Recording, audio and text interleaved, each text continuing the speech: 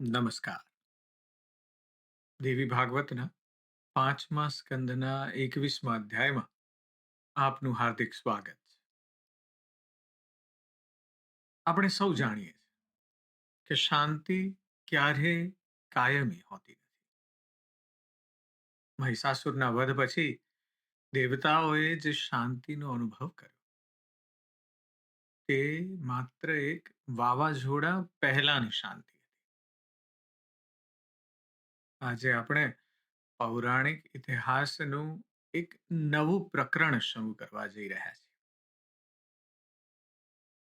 એની વાર્તા કલ્પના છે એ મહિષાસુર જેવી જ છે, પણ વાત થોડી અલગ છે અને એ આપણે આજે શરૂઆત ત્યાં કરવી છે. બે એવા ભાઈઓની વાત કે જેમણે બ્રહ્માંડના સમીકરણો બદલી નાખ્યા. શું તમે ક્યારેય એવી ભૂલ કરી છે કે તમે શત્રુને કમજોર સમજીને તેને હળવાશથી લઈ લીધો હોય? અને શું અહંકાર કરતા પણ આપણી અંદર કોઈ બીજી મોટી ખરાબી છે? તેનો જવાબ છે હા. અહંકાર કરતા પણ આપણો એક મોટો શત્રુ છે જે આપણી અંદર બેઠો છે અને આપણે જેને પોષીએ છીએ અહંકારની જેમ. એ છે આપણો ઓવર કોન્ફિડન્સ. આપણે સામેવાળી જે વ્યક્તિ કે જે તત્વ છે એને નબળું સમજી લઈએ એનું કારણ છે આપણી અંદર પોતાની જાતની બળપ જે આપણે દેખાડીએ. શત્રુતાને ત્યારે જ આપણે નબળું સમજી લઈએ જ્યારે આપણી અંદર આ અહંકાર અને ઓવર કોન્ફિડન્સ. અને આજે આપણે બે એવા અસુરોની વાત કરવી છે જેમણે ભગવાન બ્રહ્મા પાસે વરદાન તો માંગ્યું પણ એવી મૂર્ખામી ભરી શરત રાખી અને જે તેમના વિનાશનું કારણ બન્યું. એટલે આપણે આજે શુંભ અને નિશુંભની દુનિયામાં પ્રવેશ કરવો છે. ગયા અધ્યાયમાં આપણે સાંભળ્યું કે મહિષાસુરના વધ પછી પૃથ્વી પર દિવ્ય સ્વર્ણ યુગ છવાઈ ગયો છે. દેવતાઓ પોતપોતાના સ્થાને પાછા ફર્યા છે. અયોધ્યાના રાજા શત્રુઘ્ને શાસન સંભાળ્યું છે અને મનુષ્યો સુખ, શાંતિ અને ધર્મના માર્ગે ચાલવા માંડ્યા છે. આપણને ખબર છે કે ત્રિગુણાત્મક પ્રકૃતિ છે મનુષ્યોની, દેવોની. પણ આ ત્રિગુણાત્મક પ્રકૃતિ હોવા છતાં પણ સમાજમાં સંતુલન આવી ગયું છે. સત્વ, રજસ અને તમ છે જ, પણ સત્વશાળી સમાજ બની ગયો છે એટલે રજસ અને તમ થોડા ઓછા થયા. દેવી મહાલક્ષ્મીએ દેવતાઓને આશ્વાસન આપીને કહ્યું હતું કે જ્યારે પણ સંકટ આવશે ત્યારે હું પ્રગટ થઈશ. અને આમ કહીને દેવી પોતાના પરમધામ મણિદ્વીપમાં બિરાજમાન થયા છે. પણ બ્રહ્માંડનો કાયદો છે કે જ્યારે દેવતાઓ ભોગ વિલાસમાં પડે છે ત્યારે ક્યાંક કોક ખૂણામાં અસુરો તપસ્યા કરતા હોય. અને આજનો જે અધ્યાય છે 21મો અધ્યાય સ્કંદ 5નો, આપણે એ જ તપસ્યા અને નવા પ્રલયના મંડાણ તરફ આપણને અધ્યાય લઈ જાય છે. રાજા જન્મેજય વ્યાસ મુનિ પાસે બેઠા છે. વ્યાસ મુનિએ મહિષાસુરની આખી કથા કહી છે. એટલે જન્મેજયને હવે બીજા પ્રશ્નો થયા છે. હે મુનિવર, મહિષાસુર પછી આ શુંભ અને નિશુંભ કોણ હતા? તેઓ આટલા બળવાન કેવી રીતે બન્યા? અને દેવીએ તેમનો વધ કેવી રીતે કર્યો? મને આ કથા વિસ્તારથી કહો. વ્યાસ મુનિ કહે છે કે હે રાજન, સાંભળ. પૂર્વકાળમાં પાતાળમાં શુંભ અને નિશુંભ નામના બે દાનવ ભાઈઓ રહેતા હતા. અત્યંત બળવાન અને રૂપાળા હતા, અને યુવાવસ્થા આવતા જ તેમને ત્રિલોક પર રાજ કરવાની મહત્વકાંક્ષા જાગી. એટલે પાતાળ લોકમાંથી પૃથ્વી લોક પર આવ્યા છે, અને પછી પુષ્કર તીર્થમાં, આપણા રાજસ્થાનમાં પુષ્કર તીર્થ છે, અને ત્યાં જઈને તેમણે અન્ન અને જળનો ત્યાગ કરીને દારૂણ તપસ્યા શરૂ કરી. આ દાનવોની જે વાત છે ને, મહિષાસુર લઈ લો કે આ શુંભ અને નિશુંભ લઈ લો, એની એક વાત શીખવા જેવી છે: તેમનું ફોકસ. ઋષિઓની જેમ જ દાનવો પણ કેટલાક જ યોગ વિદ્યામાં નિષ્ણાત. એટલે આ શુંભ અને નિશુંભે એક જ સ્થાને દ્રઢ આસન લગાવીને 10,000 વર્ષ સુધી ઉગ્ર તપસ્યા કરી. આપણે મોડર્ન મેનેજમેન્ટમાં એને કહીએ છીએ ડીપ વર્ક. ખૂબ ડીપલી વર્ક કરવું, એક જ જગ્યાએ ફોકસ કરવું. ચિક્સેન મિહાઈ કરીને એક બહુ મોટા સાયકોલોજીસ્ટ, એમણે એનું નામ આપ્યું છે ફ્લો સ્ટેટ. એટલે કે એવી જગ્યા કે ત્યાં બીજું બધું ભૂલાઈ જાય, માત્ર એક જ ક્ષણ, એક જ વસ્તુ, એક જ ચિંતન, એક જ મનન પર બધું જ ફોકસ આવી જાય. એટલે અસુરો જે હતા આ બે, શુંભ અને નિશુંભ, એના માસ્ટર એક જગ્યાએ બેસીને તપસ્યા કરી છે 10,000 વર્ષ સુધી પુષ્કર તીર્થમાં. અને તેમની તપસ્યાથી પ્રસન્ન થઈને સૃષ્ટિના સર્જક બ્રહ્માજી હંસ પર ત્યાં સવાર થઈને પ્રગટ થયા. અને બ્રહ્માજીએ કહ્યું કે હે દૈત્યો, હું પ્રસન્ન છું, જે વરદાન જોઈએ તે માંગી લો. દાનવોએ બ્રહ્માજીને સાષ્ટાંગ પ્રણામ કર્યા. કાયા તો રૂપાળા હતા, પણ કાયા આવી તપસ્યાથી સુકાઈ ગઈ હતી. અને અત્યંત મીઠી વાણીમાં બ્રહ્માજીને આ બે દૈત્યોએ કહ્યું કે હે ભક્તોને અભય આપનારા, જો તમે પ્રસન્ન હો ને તો અમને અમરતા, ઇમોર્ટાલિટી આપો. પૃથ્વી પર મૃત્યુથી બીજો કોઈ મોટો ભય નથી. આપણે ફરી ફરી વાર સાંભળ્યું કે જેને પણ વરદાન જોઈએ છે ને, એને અમરતાનું વરદાન જોઈએ છે. કારણ કે મૃત્યુ એ સૌથી મોટો ભય છે. ખબર નથી મૃત્યુ પછી શું થવાનું. એટલે બ્રહ્માજી હસ્યા છે ને કહ્યું કે હે દૈત્યો, આવી માંગણી પ્રકૃતિના નિયમની વિરુદ્ધ છે. બ્રહ્માજીએ ચોખ્ખી ના જ પાડી છે કે આ તો હું ના આપી શકું. કારણ કે જેનો જન્મ છે તેનું મૃત્યુ નિશ્ચિત છે, અને જેનું મૃત્યુ છે તેનો જન્મ પણ નિશ્ચિત છે. બ્રહ્માજી કહે છે હું ખુદ પણ આ નિયમ બદલી શકતો નથી. એટલા માટે મૃત્યુ સિવાય બીજું કંઈક માંગો. એટલે હવે શુંભ અને નિશુંભ બેઠા છે, અંતરો અંદર વિચાર કર્યો, અને તેમની જે પુરુષ પ્રધાન માનસિકતા છે, જે પેટ્રિયાર્કિકલ માઇન્ડસેટ આપણે એને કહીએ છીએ, પુરુષ વધારે બળવાન છે સ્ત્રી કરતા, એ જે માનસિકતા છે અને ઓવર કોન્ફિડન્સ એ વિચારમાં બહાર આવે છે. એટલે એમણે બ્રહ્માજીને કહ્યું કે જો અમારું મૃત્યુ નિશ્ચિત જ હોય તો એવું એક વરદાન આપો કે કોઈ પુરુષ, કોઈ દેવતા, કોઈ દાનવ કે પશુ કે પક્ષીથી અમારો વધ ન થાય. પાછી એક હાસ્યાસ્પદ વાત પણ ઉમેરી છે.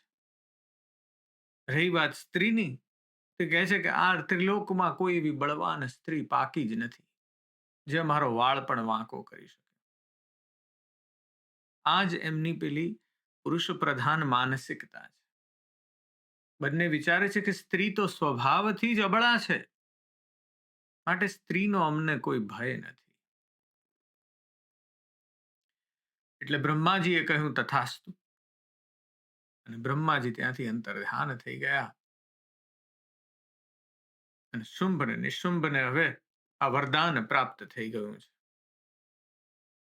આપણે પહેલા મહાભારતમાં દુર્યોધનની કથા સાંભળી છે. ગાંધારીએ કહ્યું કે નગ્ન થઈને આવજે બેટા, અને હું મારી આંખ ખોલીશ, અને એનું તેજ અને તપ એટલું છે કે તું આખો લોખંડી પુરુષ બની જઈશ, અજેય બની જઈશ.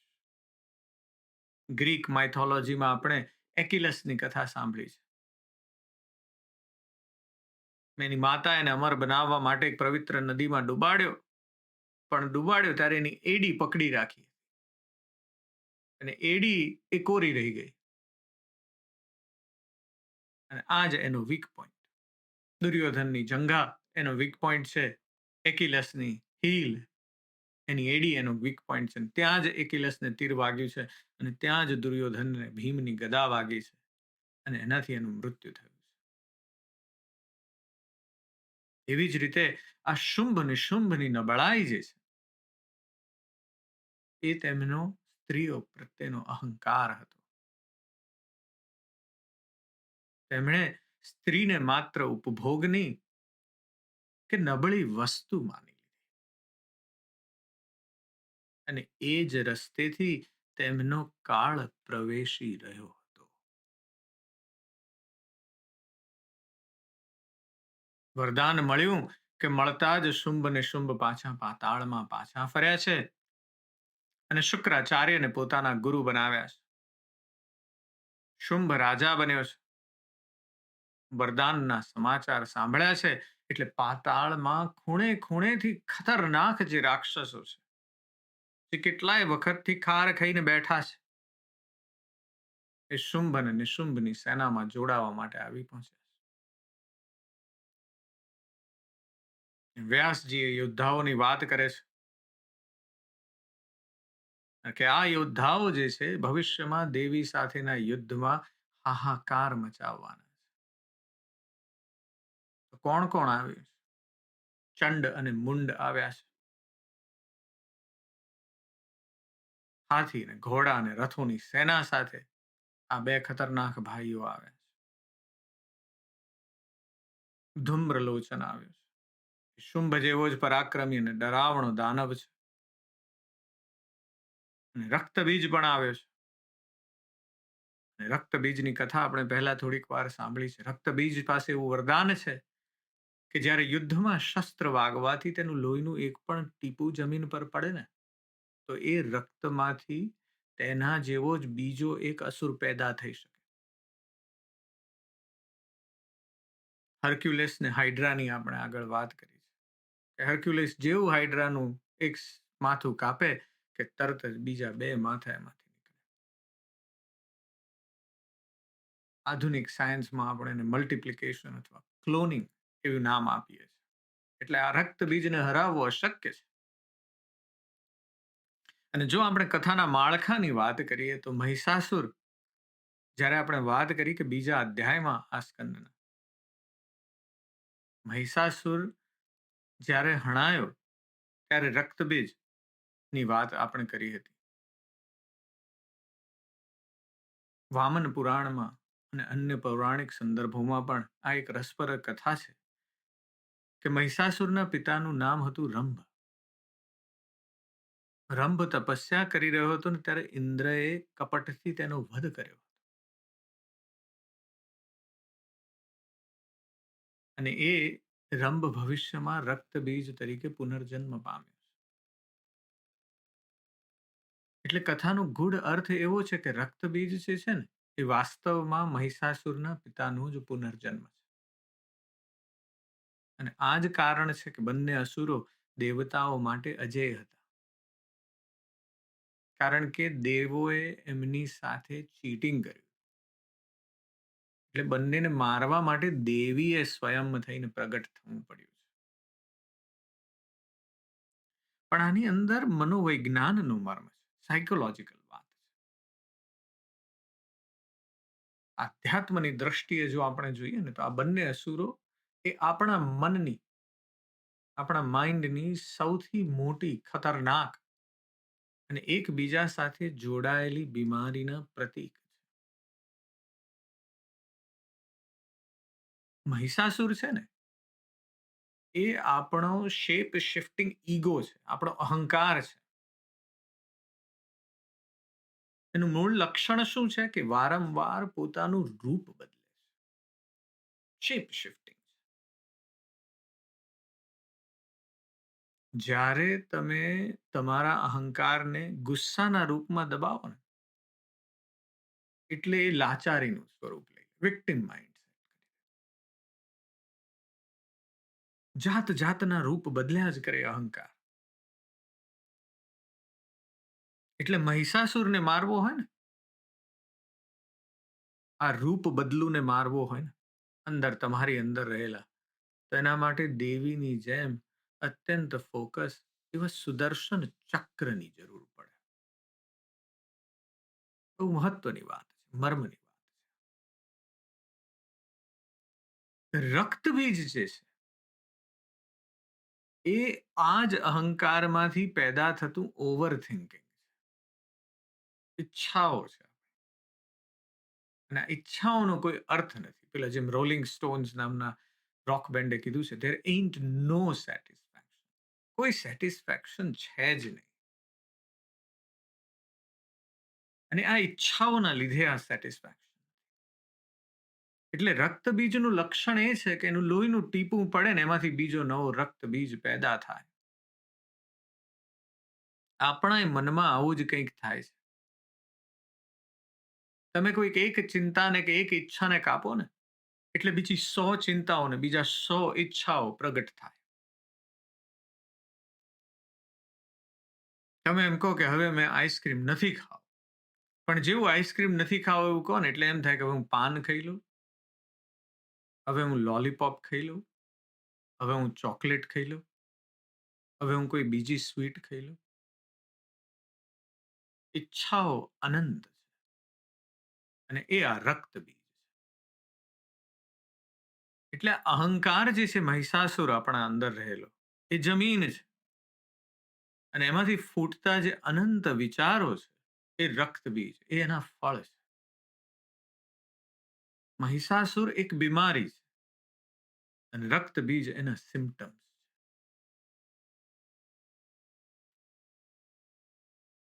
અને એના લીધે દેવીને પોતાની રણનીતિ પણ બદલવી પડે છે, જેની આપણે વાત કરવાના છે.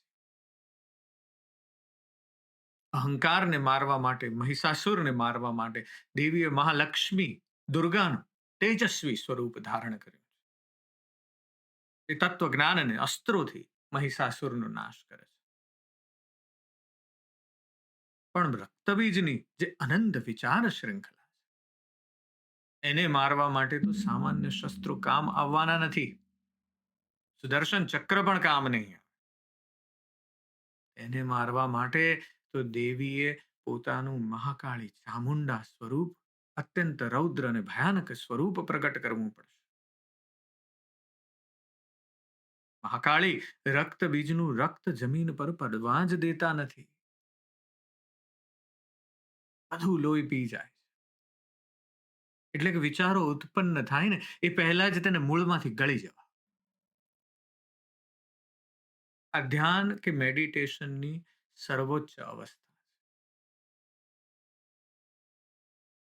એટલે અદ્ભુત મર્મ છે મહિષાસુર અને રક્તબીજનો, જેને આપણે ફરીવાર આગળના અધ્યાયોમાં વધારે ચિંતન ભર્યા સંદેશથી જોઈશું. પણ આપણે પાછા શુંભ અને નિશુંભ પાસે આવી જઈએ, કે શુંભ અને નિશુંભ ને વરદાન મળ્યું છે, એટલે બધાય અસુરો ધીમે ધીમે કરતા આખી સેના ભેગી થઈ ગઈ છે. આ વિશાળ સેના લઈને નિશુંભે સીધું સ્વર્ગ પર આક્રમણ કરી દીધું. ભાઈ રાજા બનીને બેઠો છે શુંભ અહીંયાનો, પાતાળનો, તો હું સ્વર્ગનો રાજા બની. એટલે જેવું વિશાળ સેના લઈને સ્વર્ગ પર આક્રમણ કર્યું છે, કે ઇન્દ્રએ પોતાની પૂરી તાકાત લગાવી દીધી. ઇન્દ્રએ નિશુંભની છાતીમાં પોતાનું વજ્ર માર્યું, અને નિશુંભ મૂર્છિત થઈને પડી ગયો. પણ ત્યાં સુધીમાં નિશુંભનો ભાઈ પાતાળનો રાજા શુંભ આવીને ઊભો છે. અને શુંભે એવો ભયાનક પ્રહાર કર્યો કે ઇન્દ્ર અને તમામ લોકપાલોની હાર થઈ. શુંભે સ્વર્ગનું સિંહાસન, કલ્પવૃક્ષ, કામધેનુ અને નંદનવન બધું જ છીનવી લીધું. તેણે દેવતાઓના યજ્ઞના ભાગો પોતે ખાવાના ચાલુ કરી દીધા. કુબેરનું રાજ્ય, સૂર્ય ચંદ્રનો અધિકાર, વરુણનું સ્થાન અને અગ્નિનું કામ પણ એણે જ પોતે સંભાળી. શુંભનો અહંકાર એટલો પ્રચંડ છે. એટલા એક એવા પ્રકારના મેનેજર, લીડર કે સીઈઓની વાત છે જે તાનાશાહ છે. બધું જ એના કંટ્રોલમાં રાખે છે. ઇન્દ્ર પાસે મેનેજરો છે, વરુણ છે, સૂર્ય છે, ચંદ્ર છે. એ બધા મેનેજરોની પોતાની એક સત્તા છે. પણ શુંભના રાજ્યમાં મેનેજરો પાસે કોઈ સત્તા નથી. બધું જ એની પાસે છે. એક વ્યક્તિ પાસે બધો જ કંટ્રોલ છે. એટલે આ બધા મેનેજરો જે કંપની માટે કામ કરતા હતા, સ્વર્ગ માટે, ઇન્દ્ર માટે, એ બધા ભાગ્યા અને છુપાઈને ફરે છે. ઇન્દ્ર અને અન્ય દેવતાઓને સ્વર્ગમાંથી કાઢી મૂકવામાં આવ્યા છે. વ્યાસજી અત્યંત કરુણ શબ્દોમાં કહે છે કે જેમના અધિકાર છીનવાઈ ગયા હતા એવા અનાથ, નિરાધાર, તેજહીન અને શસ્ત્રો વગરના દેવતાઓ પર્વતોની ગુફામાં અને શૂન્ય ખીણોમાં ફળકવા લાગ્યા. ચારે તરફ ભટકી રહ્યા છે.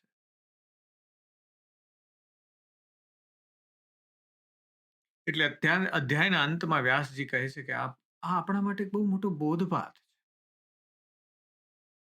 તેઓ કહે છે કે રાજન, સુખ તો માત્ર દૈવ એટલે કે નસીબ અને કાળને આધીન છે. બોલિવૂડમાં એક સુંદર મજાનું સોંગ છે, સાથી મનવા दुख की चिंता सुख की चिंता क्यों सताती है. બહુ સુંદર વાત થઈ કે દુઃખ તો અપના સાથી. દૈવની વાત છે. નસીબ અને કાળ હશે તો સુખ મળશે ને દૈવને કાળ નહીં હોય તો દુઃખ મળશે. એટલે કાળની આ ગતિ જુઓ, વ્યાસજી કહે છે કે રાજાને ભિખારી કરી મૂકે છે અને દાતારને યાચક બનાવી મૂકે છે. બળવાનને નિર્બળ કરી દે છે અને વીરને ડરપોક બનાવી દે છે. એક બહુ જ સુંદર સોંગ છે બોબ ડિલનનું. 1960ના દાયકાથી બોબ ડિલન અદ્ભુત બધા સોંગ ગાય. એ રોક આર્ટિસ્ટ છે અને એકમાત્ર મ્યુઝિશિયન છે જેમને નોબેલ પીસ પ્રાઇઝ મળ્યું છે. અને એમણે એક એવું સુંદર મજાનું ગીત ગાયું છે. એનું નામ છે times they are A changing. સમય સતત બદલાઈ રહ્યો છે. અને એમાં આ જ વાત કરે છે કે આજે જે નબળું છે ને કાલે સૌથી બળવાન થઈને ઊભું રહેશે. અને આજે જે સૌથી પાછળ છે ને કાલે આગળ આવીને ઊભું રહેશે. Times they are A changing. એટલે જે ઇન્દ્ર છે એને 100 અશ્વમેઘ યજ્ઞો કરીને સ્વર્ગનું આસન મેળવ્યું હતું ને, તે જ ઇન્દ્ર આજે ગુફાઓમાં છુપાઈને બેઠો છે. વ્યાસજી કહે છે આ જ કાળની ગતિ છે. અને આ કાળની ગતિ એટલી જબરજસ્ત છે કે ભગવાન વિષ્ણુને ભૂંડ એટલે કે વરાહનો અવતાર લેવો પડ્યો હતો અને ભગવાન શિવને સ્મશાનમાં મુંડ માળા પહેરીને ભટકવું પડે. અને જ્યારે આ બધું છીનવાઈ જાય ને ત્યારે રસ્તો માત્ર એક જ છે, શરણાગતિ. અને દેવતાઓ હવે સમજી ગયા કે તેમની શક્તિ, તેમના અસ્ત્રો, તેમની બધી બુદ્ધિ કશું કામ નહીં આવે. એટલે તેમણે હિમાલયની પહાડીઓમાં જઈને એ જ પરમ શક્તિ જગદંબાને યાદ કરી, જેણે વચન આપ્યું હતું કે સંકટ પડશે ને ત્યારે હું આવીશ. એટલે આજનો જે અધ્યાય છે ને મારો એ છે કે આપણી અંદર જ્યારે ઓવર કોન્ફિડન્સ હોય ને એ આપણા પતનની શરૂઆત છે. દેવતાઓમાં ઓવર કોન્ફિડન્સ હતો કે હવે તો દેવીએ દાનવોને મહિષાસુરને ને એના બધાય સેનાપતિઓને સાફ કરી નાખ્યા છે, હવે આપણને કોણ શું કરવાનું. એમાં આખું સ્વર્ગ છીનવાય. શુંભ અને નિશુંભે એવું માની લીધું છે કે સ્ત્રીઓ માત્ર ઉપભોગની વસ્તુ છે અને ક્યારેય વિનાશનું કારણ ન બની શકે. એ જ એમના વિનાશનું કારણ બનવાની છે. એટલે આધ્યાત્મિક રીતે જોઈએ ને તો આ શુંભ અને નિશુંભ જે છે ને આપણા મનના દ્વૈત એટલે કે ડ્યુઆલિટી છે, રાગ અને દ્વેષના પ્રતીકો છે. જ્યારે આપણે કોઈ તપસ્યા કે મહેનતથી કોઈ સિદ્ધિ મેળવીએ ને એટલે આપણે એવું માની લઈએ છીએ કે આપણે હવે જબરજસ્ત થઈ ગયા છે, આપણને કોઈ હરાવી શકે નહીં. પણ માયા અને કાળનો નિયમ એ છે કે તમારો અહંકાર ગમે તેટલો મોટો હોય તેનું પતન એ જ દિશામાંથી થશે જ્યાંથી તમે ક્યારેય કોઈ કલ્પના નહીં કરી હોય. જેટલા ઉપર જઈશું ને એટલા નીચે આવવાનું છે જો અહંકાર સતત રહેશે. આવતા અધ્યાયમાં આપણે દેવતાઓએ કરેલી દેવીની આરાધના એની સ્તુતિની વાત કરવી છે. જોડાયેલા રહેજો મર્મની વાત સાથે. આજે બસ આટલું. હું તમારી અંદર બેઠેલા તે પરમ તત્વને પ્રણામ કરું છું. નમસ્કાર.